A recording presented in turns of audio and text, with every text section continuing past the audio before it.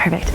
So I'm going to talk to you a little bit about body language and finding your voice. And I took the presentation and pitching course this summer. And these were the things that I struggled with. My first presentation, and our last class, our professor asked us to view our very first presentation and our very last presentation. And he asked us to take notes and to see, what we improved on. And my first presentation, I was not myself. I'm pretty much a bubbly, extroverted person, and my first presentation, my body language, I was kind of like hunched over, my voice was soft, and I really wasn't just myself. And then I looked at my last presentation, and I pretty much felt like Steve Jobs.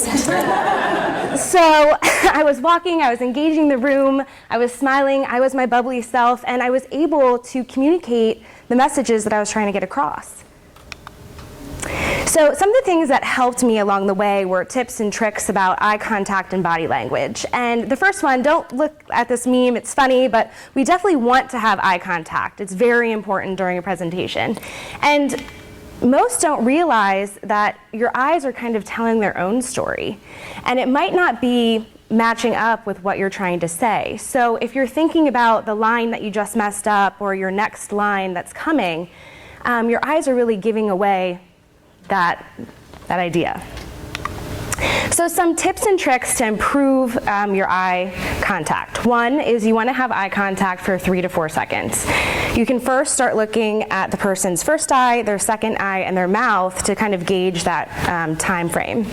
But for me, when I first do a presentation, I can't make eye contact with someone. I need to look at their brow line or their eyebrows just to kind of gain that confidence when you're in the room.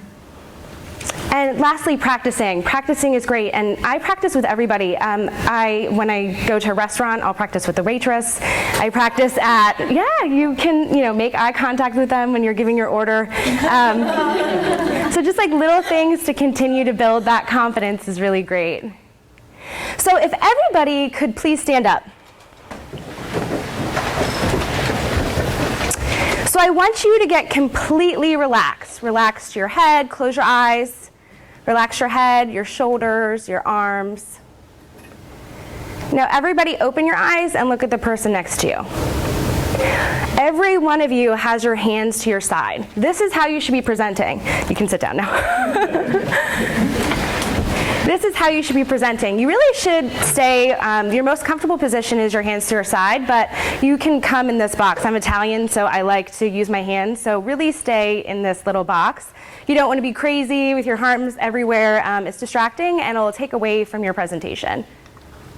These are some other positions that you want to avoid. The T-Rex, so this actually is the most common position is people will get in front of the room and they'll be like a T-Rex, or the spider on the mirror. This is another one, or Sisters of Mercy, or the fire starter. And I'm recently engaged, so I was playing with my ring when I was presenting in my last class. So that's another big one. So we want to definitely avoid these at all costs. And if you catch yourself, like sometimes I catch myself coming back here, just kind of reset yourself by putting your hands to your side and don't worry about it.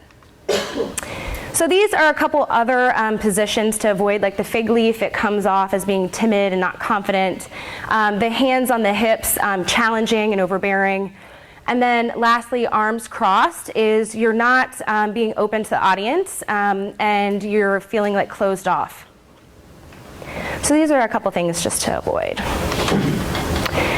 So lastly, I'm going to talk about pace, pausing, and tone. So you really want to speak, pause, breathe, speak. And I struggle with this too, where I feel like I talk really fast, and then I'll think about pausing, so I'll pause. So you really want to get into kind of a cadence of speaking, pausing, breathing, and speaking.